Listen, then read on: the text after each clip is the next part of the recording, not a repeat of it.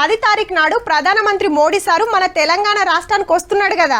గదినం ఏమేం ప్రోగ్రాంలు ఉండేది, ఏమేం ప్రారంభోత్సవాలు చేసేది, దేనికి శంకుబండలేసేది చాలా మందికి తెలియదు.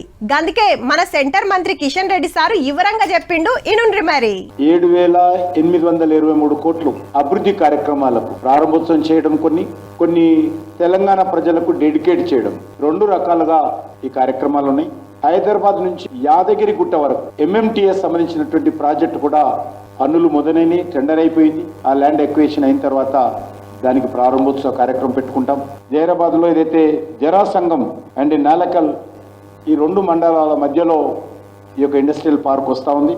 మహబూబ్నగర్లో 3,175 కోట్లకు సంబంధించినటువంటి జాతీయ రహదారులకు సంబంధించినటువంటి పనులు ఫౌండేషన్ స్టోన్ వర్చువల్ గా ప్రధానమంత్రి గారు వేస్తారు.